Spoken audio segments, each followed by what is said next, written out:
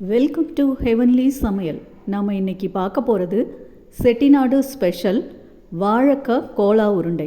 இது ரொம்ப டேஸ்ட்டாக இருக்கும். வாங்க வீடியோக்குள்ளே போகலாம். இன்றைக்கி வாழைக்காய் கோலா உருண்டை செய்யறதுக்கு 2 வாழைக்காயை இட்லி பானையில் வேக வச்சு துருவி எடுத்து வச்சுருக்கேன். 1 கை சின்ன வெங்காயம் எடுத்து வச்சுருக்கேன். ஒரு 5லேருந்து 6 பல் பூண்டு எடுத்து வச்சுருக்கேன். 1/4 மூடி தேங்காய், 1 டேபிள் ஸ்பூன் சோம்பு, 3 டேபிள் ஸ்பூன் பொட்டுக்கடலை, 1 கொத்து கருவேப்பிலை, இதெல்லாம் எடுத்து வச்சுருக்கேன். இப்போ எப்படி செய்யறதுன்னு பார்க்கலாம் வாங்க. ஃபஸ்ட்டு வாணலில் 1 டீஸ்பூன் எண்ணெய் விட்டு சின்ன வெங்காயத்தை நல்லா ப்ரௌனாக ஆகிற கோல்டன் ப்ரௌனாக ஆகிற வரைக்கும் நல்லா வதக்கி எடுத்துட்டு அப்புறம் பார்க்கலாம். இப்போ வாணலில் 1 டீஸ்பூன் எண்ணெய் விட்டுருக்கேன். இப்போ இதில் வெங்காயத்தை போட்டுக்கலாம்.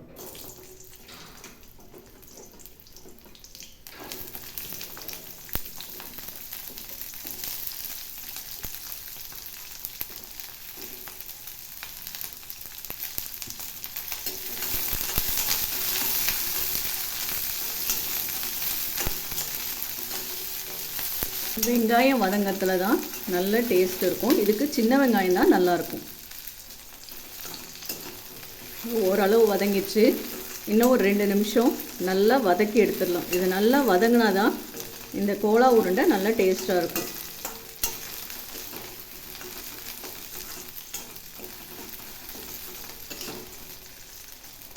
அவ்வளோதான், இது நல்லா வதங்கிடுச்சு. இப்போ இதை ஒரு பிளேட்டில் எடுத்துடலாம்.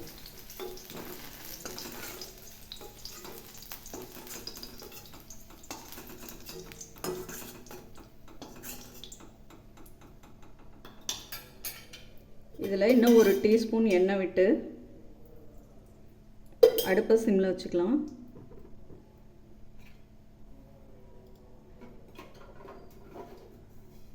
ஃபஸ்ட்டு பூண்டை போட்டுக்கலாம். பூண்டு, சோம்பு, நம்ம எடுத்து வச்சிருந்த சோம்பு,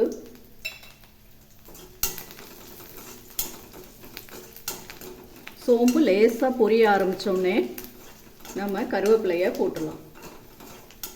சோம்பு செவந்துருச்சு. இப்போ கருவேப்பிலை,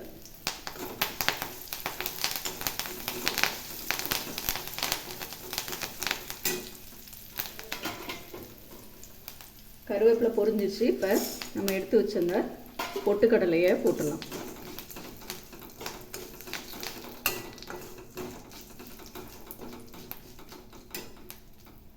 இதுலேயே கொஞ்சமாக மஞ்சத்தூள், கொஞ்சமாக மிளகாய்த்தூள், கொஞ்சம் தனியாத்தூள் எல்லாத்தையும் நம்ம போட்டுடலாம். காரத்துக்கு தகுந்த மாதிரி மிளகாய்த்தூள் நான் 1/2 டீஸ்பூன் போட்டிருக்கேன். அவங்கவுங்க காரத்துக்கு தகுந்த மாதிரி போட்டுக்கலாம். இதில் ஒரு 1/4 ஸ்பூன் மஞ்சத்தூள்,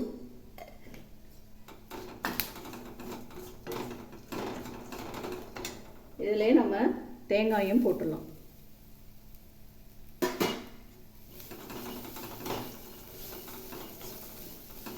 போட்டுட்டு தனியாத்தூளையும் போட்டுடலாம்.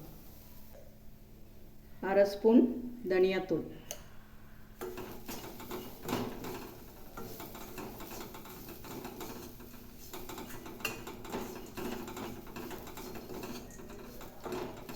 அவ்வளோதான். இப்போ அடுப்பை ஆஃப் பண்ணிடலாம். இதை நல்லா ஆற விட்டு வெங்காயத்தையும் போட்டுக்கலாம். நம்ம எடுத்து வச்சிருந்த வெங்காயத்தையும் போட்டு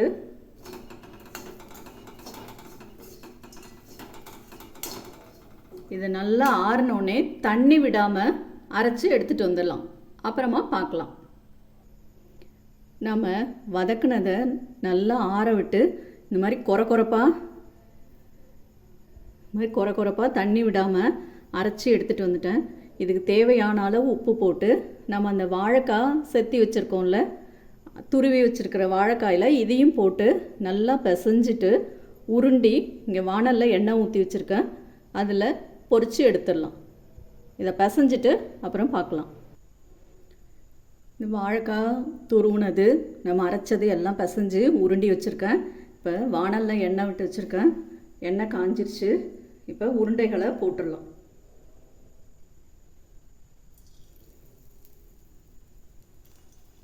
உருண்டைகளை போட்டு மீடியமில் தான் வச்சுருக்கேன். கோலா உருண்டை இப்போ கோல்டன் கலர் ஆகிடுச்சு. இதை எடுத்துடலாம். வெளியில் மொறு மொறுன்னு உள்ளே சாஃப்டாக சூப்பராக இருக்கும்.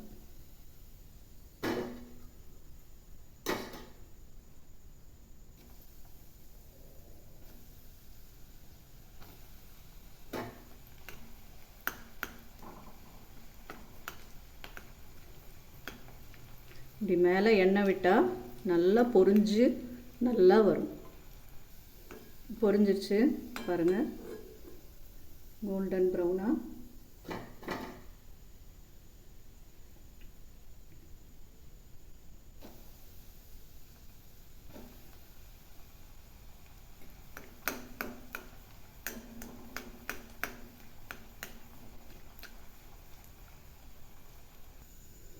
அவ்வளோதான், ரெடி ஆயிடுச்சு.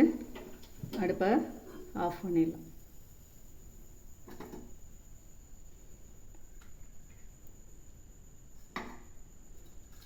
பாருங்கள், எல்லாம் பொரிச்சு எடுத்தாச்சு. வெளியில் நல்லா கிறிஸ்பாக, உள்ள சாஃப்டாக.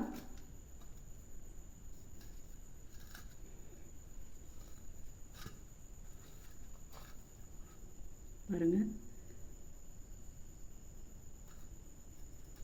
சூப்பரான கோலா உருண்டை ரெடி. வாங்க சாப்பிட்லாம். Super, thank you.